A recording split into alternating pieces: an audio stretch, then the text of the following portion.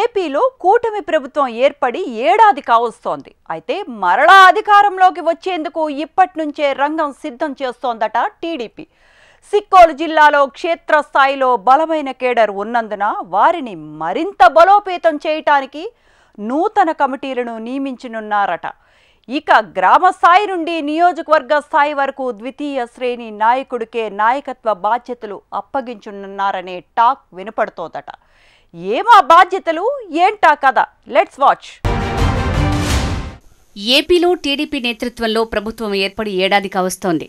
సిక్కోలు జిల్లాలో ప్రతిపక్ష YCP voice రోజురోజుకు తగ్గుతుండటంతో టీడీపీలో ఉన్న ద్వితీయ శ్రేణి నాయకులను ఆకర్షించేందుకు ఫ్యాన్ నేతలు రంగం సిద్ధం చేస్తున్నారనే టాక్ జిల్లాలో వినపడుతోంది. దీంతో అప్రమత్తమైన టీడీపీ ద్వితీయ, తృతీయ శ్రేణి నాయకులు చేజారిపోకుండా పార్టీలో వారికి ప్రాధాన్యత ఇవ్వాలని చూస్తోందట. నియోజకవర్గంలో పార్టీ బలోపేత కార్యక్రమాలను క్షేత్రస్థాయి లీడర్లకు అప్పగించనున్నారట. ఈ నిర్ణయంతో టీడీపీ శ్రేణులు ఆనందం వ్యక్తం చేస్తున్నారట.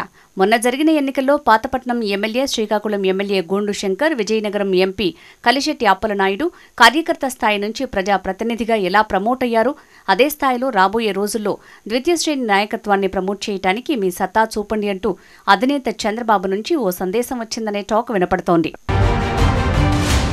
ఉమ్మడి శ్రీకాకుళం జిల్లాలోని 10 నియోజకవర్గాల నేతల పనితీరుపై సర్వే జరిపిన చంద్రబాబు వారి వివరాలను గోప్యంగా ఉంచారట. అలాగే ఎమ్మెల్యేల వద్ద పనిచేసే కార్యకర్తలు ఎవరు ఎలా పనిచేశారో మీ వద్ద ఉన్న రిపోర్టులను కూడా పంపండని తెలపడంతో జిల్లాలోని ఎమ్మెల్యేలు దీనిపై కసరత్తు ప్రారంభించారట.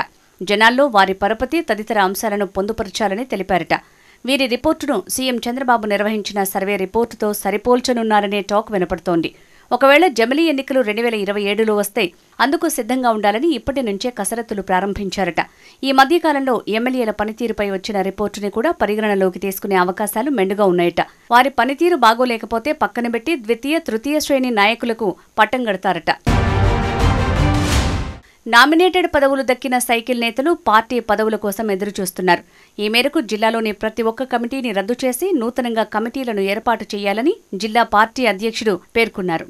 పాతవారి స్థానంలో కొత్తవారికి ప్రాధాన్యత ఇవ్వాలని ఎమ్మెల్యే ఇన్ఛార్జీలకు సూచన చేశారు. రాష్ట్ర వ్యాప్తంగా నామినేటెడ్ పదవులు ఇవ్వని వారికి పార్టీ పదవి ఇవ్వాలనే ఆలోచనలో అధిష్టానం నిర్ణయం తీసుకుంది. పార్టీలో కష్టపడిన వారికి పదవులు ఇచ్చేందుకు ఓ ప్రణాళికాబద్ధంగా నివేదికలను అధిష్టానానికి అందజేశారు. వైసీపీ పాలనలో టీడీపీకి అండగా ఉండి కష్టపడి జెండా మోసిన వారికి ప్రాధాన్యత ఇచ్చి పదవులు ఇచ్చేందుకు శ్రీకారం చుట్టారు. వైసీపీ పాలనలో కేసులు నమోదు చేసుకుని సొంత ఆస్తులు పోగొట్టుకున్న కార్యకర్తలకు అధిష్టానం పెద్దపీట వేయనున్నట్టు తెలుస్తోంది. క్షేత్రస్థాయిలో ఉన్న టీడీపీ క్యాడర్కు వైసీపీ గాలం వేయకుండా ముందరకాళ్లకు బంధం వేయటం కోసమే ఈ కసరత్తు అంటూ రాజకీయ నాయకుల టాక్. జిల్లాలో టీడీపీ బలోపేతానికి రాష్ట్ర స్థాయి నుంచి జిల్లా, మండల, గ్రామ స్థాయి వరకు కమిటీలు ఏర్పాటు చేసేందుకు నూతనంగా ఆర్గనైజేషన్ స్ట్రక్చర్ని ఏర్పాటు చేశారు. ఇందులో రాష్ట్ర, జిల్లా, అసెంబ్లీ, మండల, division, cluster unit, panchayat, ward, booth స్థాయి కార్యకర్తలు కమిటీలో ఉంటారు. కమిటీల ఏర్పాటులో పారదర్శకంగా నియామకం జరగాలని సూచించారు. టీడీపీ కార్యకర్తలకు ఇక నుంచి మంచి రోజులు రానున్నాయని, నామినేటెడ్ పదవులు దక్కని సీనియర్ కార్యకర్తలకు, ద్వితీయ శ్రేణి నాయకులకు పార్టీ పదవులు లభించనున్నాయట. అధిష్టానం నిర్ణయం మేరకు ఏడాది కాలంగా పార్టీ ఎన్నికల మీటింగ్లో వచ్చిన ప్రతిపాదనలు ఆన్లైన్లో పొందుపరచనున్నారు. నియోజకవర్గంలోని ఇన్ఛార్జీలు, అబ్జర్వర్లు పార్టీ కార్యకర్తలతో సమావేశం నిర్వహించి కమిటీల ఏర్పాటుకు ప్రతిపాదనలు తీసుకోనున్నారట. ఈ మేరకు ముందుకు వెళ్లనున్నారట. ఫీడ్బ్యాక్ 70% కంటే ఎక్కువగా ఉంటే ఆటోమేటిక్గా కమిటీని ఎన్నుకోవటం జరుగుతుంది అని తెలిపారు. ఫీడ్బ్యాక్ 70% కంటే తక్కువగా ఉంటే ఎలక్షన్ కమిటీ ఇన్ఛార్జ్ అబ్జర్వర్లతో విచారణ చేసి తదుపరి కార్యాచరణను అమలు చేయడం జరుగుతుందని ఉత్తర్వుల్లో పేర్కొన్నారు. యూనిట్ ఇన్ఛార్జీలు తమ పరిధిలో ఉన్నటువంటి గ్రామ, వార్డు ప్రెసిడెంట్, బూత్ ఇన్ఛార్జీలతో సమన్వయం చేసుకోవాలన్నారు. క్లస్టర్ ఇన్ఛార్జీలను మండల అధ్యక్షులతో పాటు ప్రతి ఒక్క పార్లమెంట్ స్థాయిలో జరిగే సమావేశాలకు తప్పనిసరిగా వీరు ఉండాలట.